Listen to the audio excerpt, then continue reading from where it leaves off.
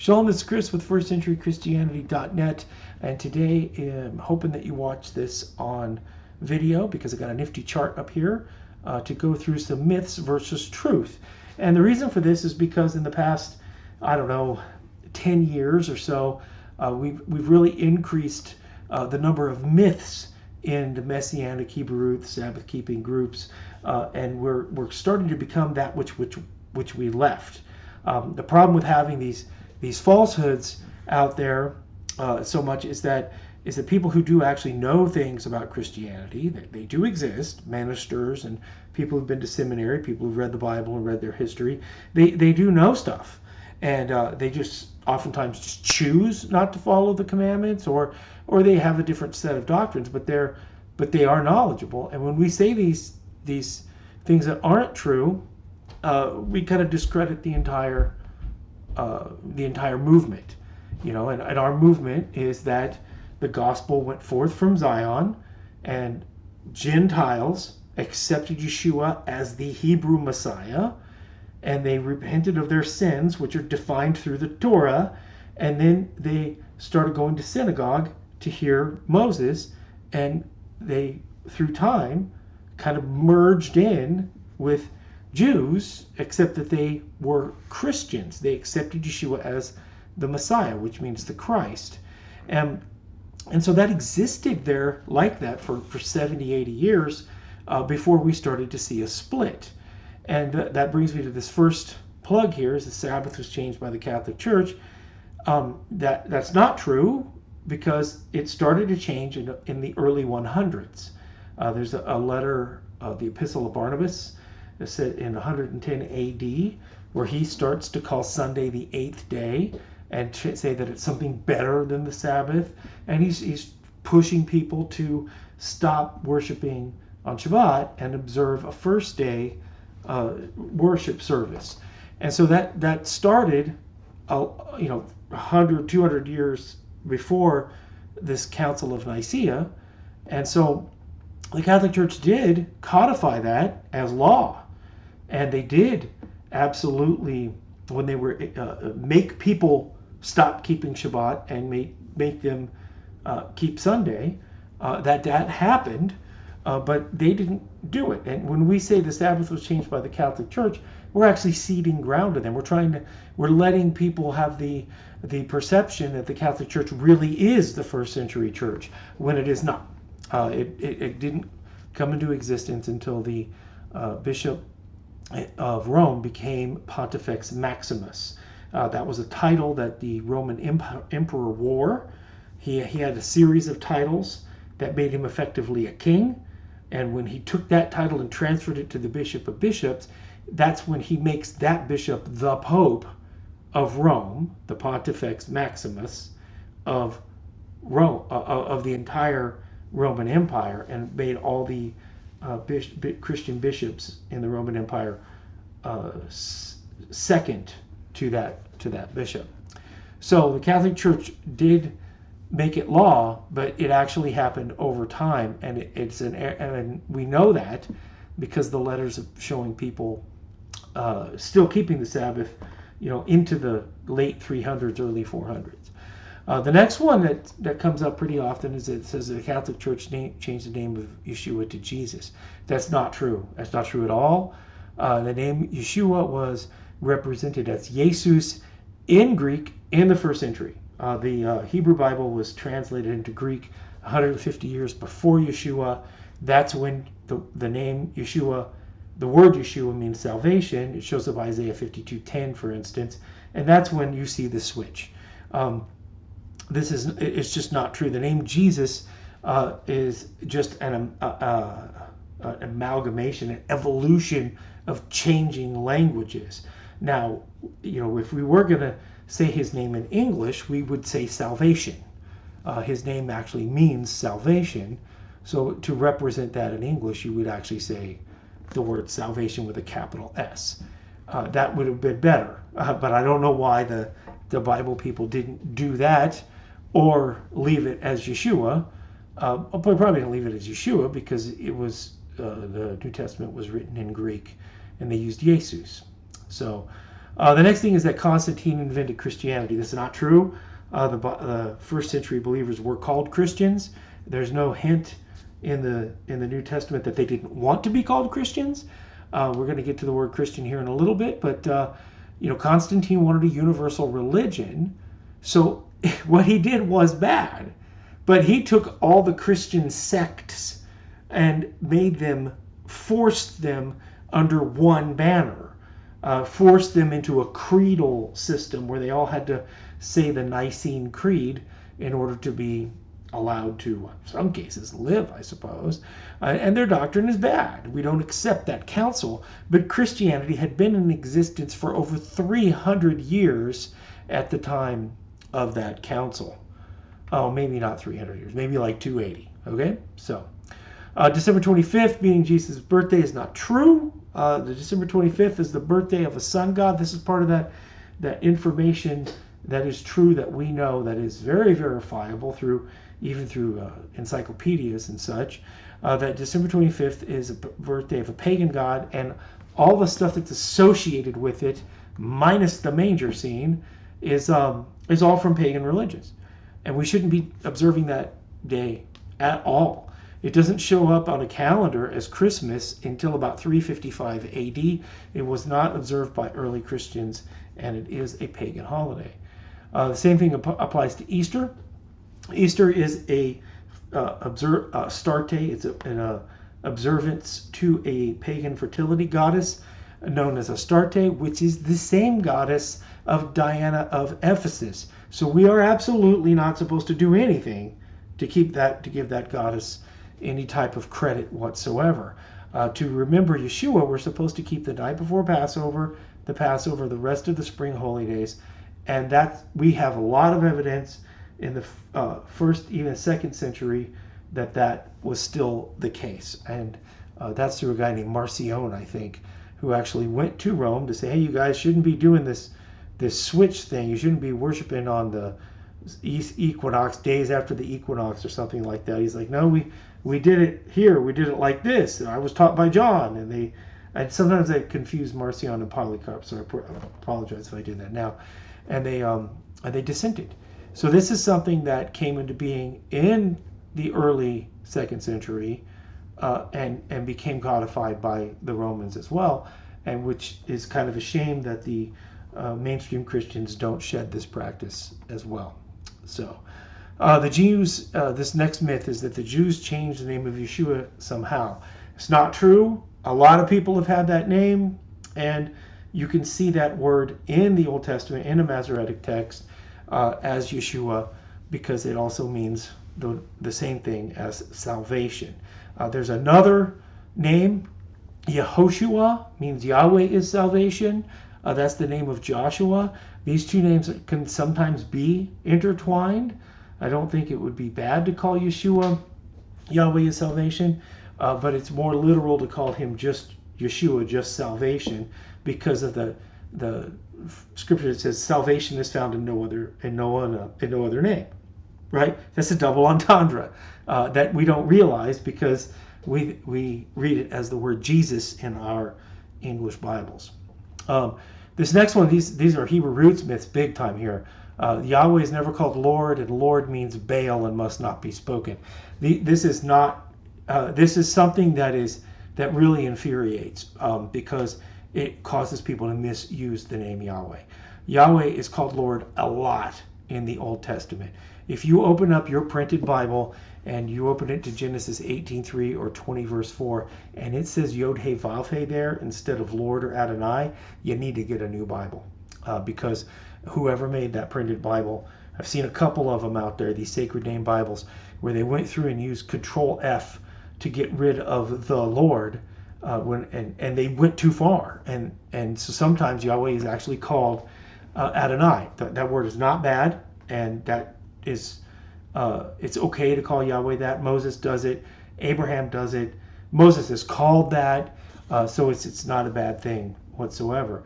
There's only one place in the Bible where Baal is called Lord, and that's because his worshipers would call him that. And it's bad. It's bad, but it doesn't mean the word Lord means Baal. right? There's one dictionary out there that says this in like the very bottom of the page. And dictionaries can be wrong at times, but Baal doesn't mean Lord. And when you say the word Lord, you are not giving honor to Baal unless you put those two words together, which I'm not going to do because that would be breaking a commandment. Okay. Same thing on the word Lord. When Yeshua is called Lord, that means he's Yahweh. That is absolutely not true. That is not true in any way, shape, or form.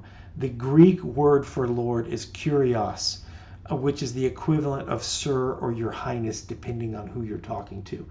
You could call a Roman centurion kurios. You could call the king kurios. You could call Yeshua kurios. It doesn't make those people Yahweh at all. And you call Yahweh kurios too. It's just a term, like saying Sir. Okay?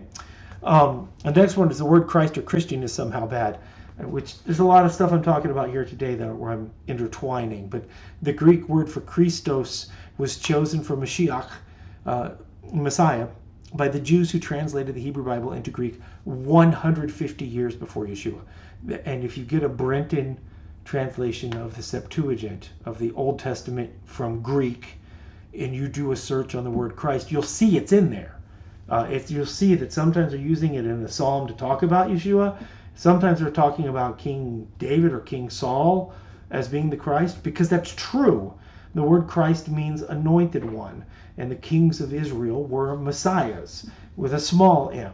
Yeshua is a Messiah with a big M, right?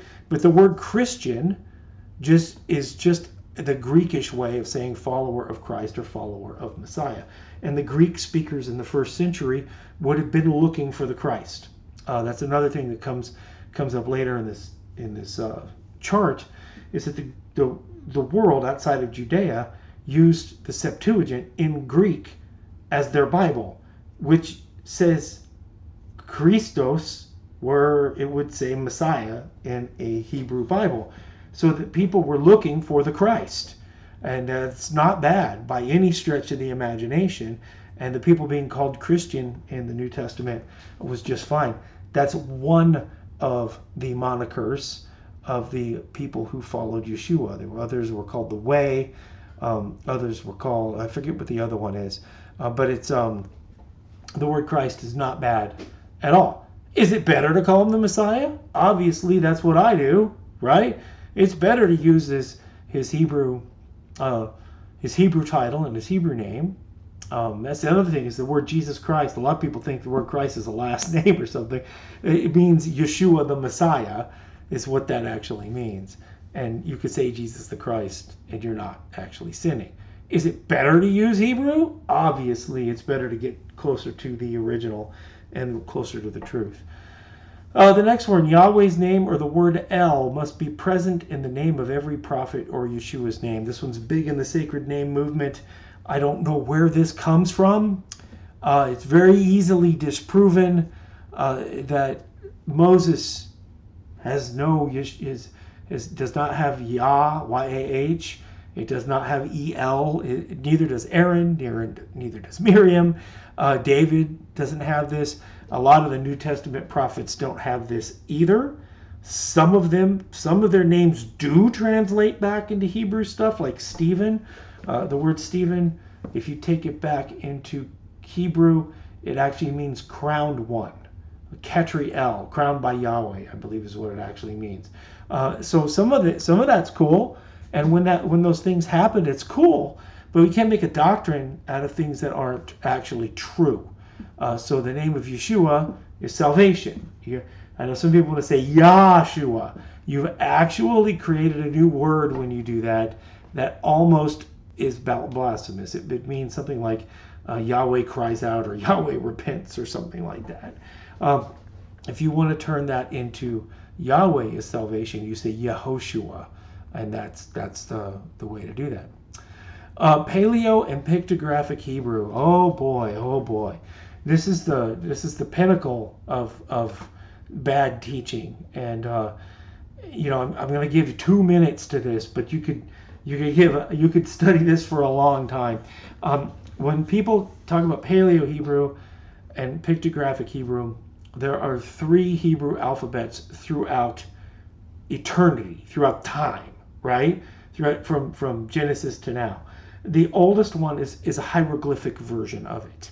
And the hieroglyphic letters, like the word for bait, the letter B, bait, looks like a house in the pictographic one. But but it looks like a house in the Midwest in the 21st century. It doesn't look like a house in the a mud hut in ancient Mesopotamia. So it may not even be that at all, right? But even if it looked like a house, it doesn't mean that you could use the house to make some kind of doctrine out of a letter, right? There is no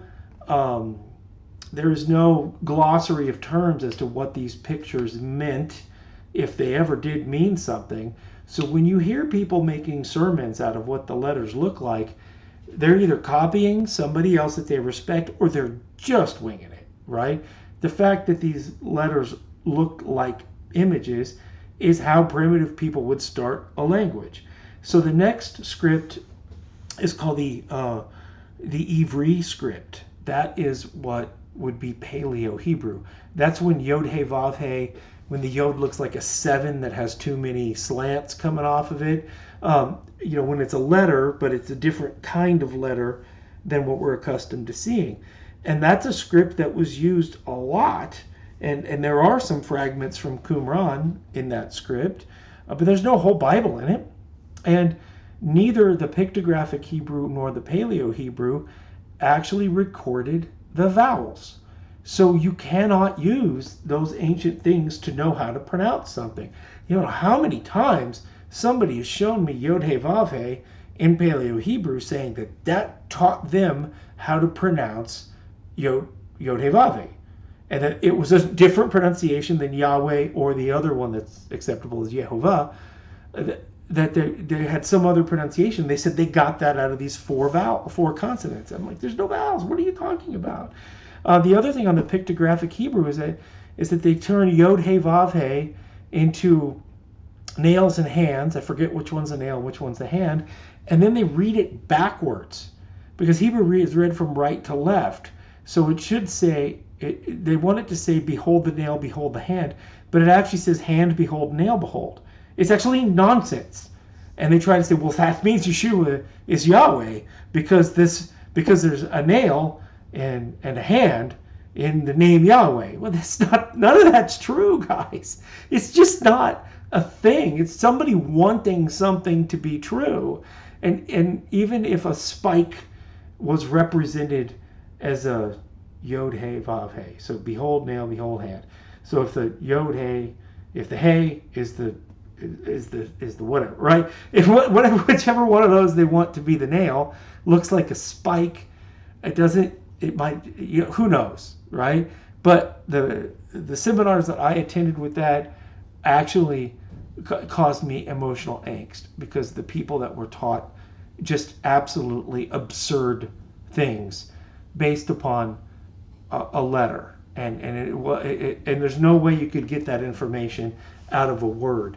I've even gone so far as to make a parody video of this with my girls, with my 2 of my children, but a member of the congregation told me I had to take it down because it looked too good that people would actually believe it, and so I had to take down the parody because of the same reason that I'm giving you this message today, that people would take my comedy and my mocking and turn it into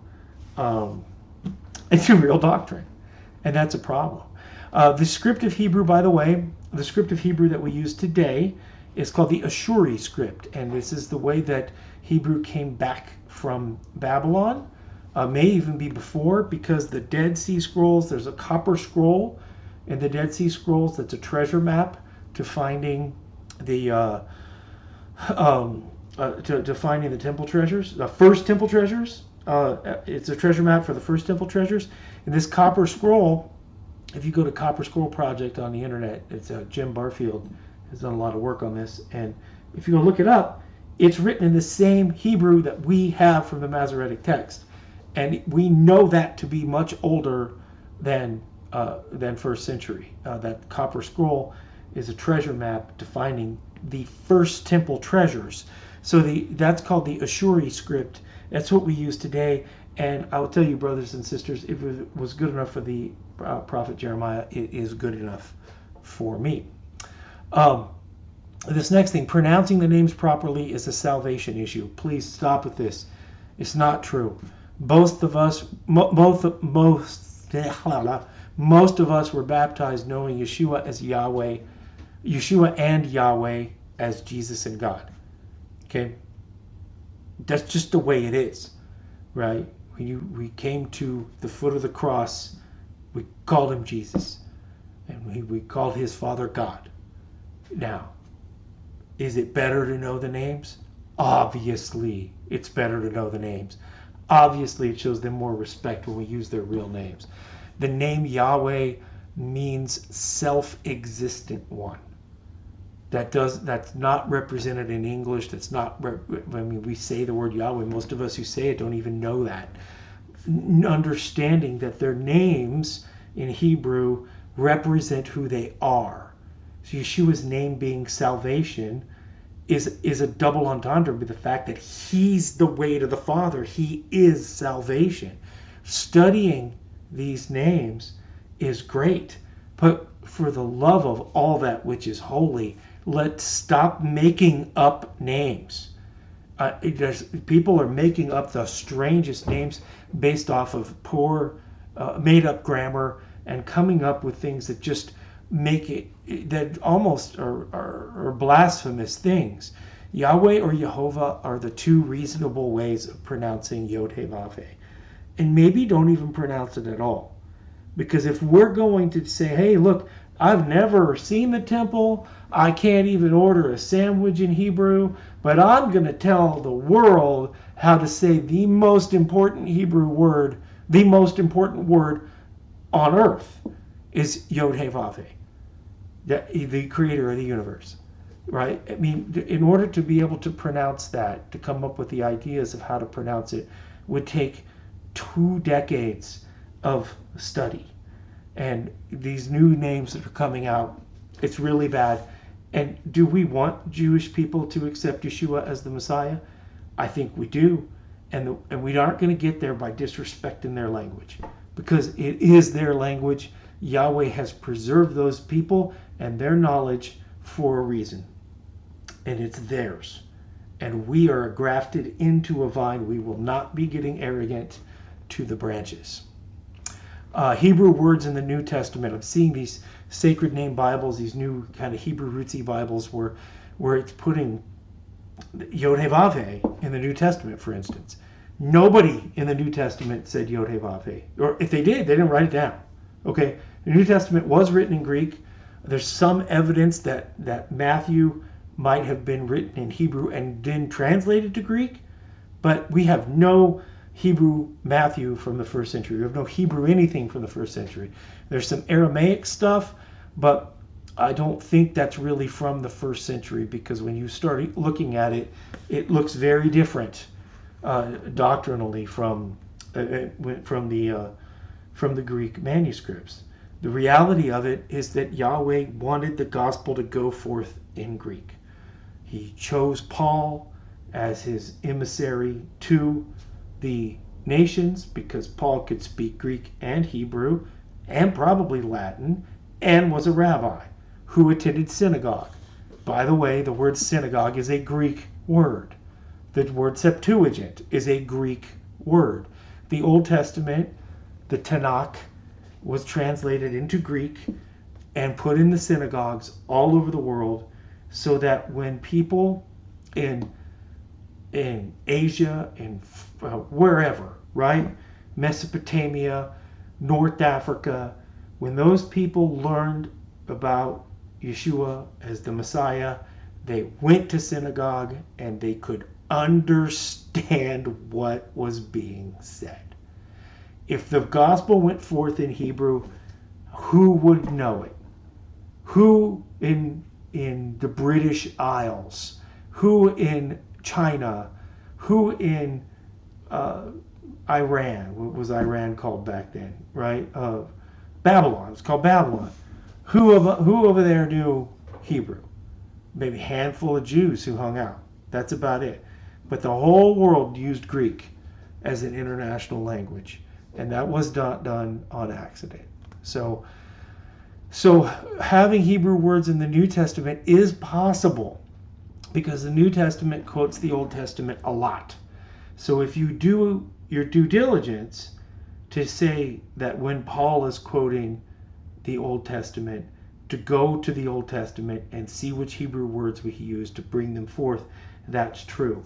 But most of the time it's a judgment call. I've seen a Hebrew Roots Bible, a Messianic Bible, where it says the angels were blowing shofarot. It may even have just said shofar, which isn't even plural, right? That angels in Revelation were blowing shofarot, plural of shofar. And that's absurd. They were not blowing animal horns, right? The angels don't have animals. They would be blowing metallic horns, katzitzaret, which is the metallic horns from the temple times. So you got to be careful. I mean, we get into this again because we're trying to get it right. It's not that we're not trying to get Hebrew. We're not trying to get we're not trying to be as messianic as we could be. We're just trying to be as correct as we can be. And sometimes we want bridges to be there that just simply are not there. Which brings me to the end of my chart. I hope that you find this edifying. I hope that you find the chart to be handy and that you share it around, because what I'm doing with this message is trying to reach the brethren who want to get it right.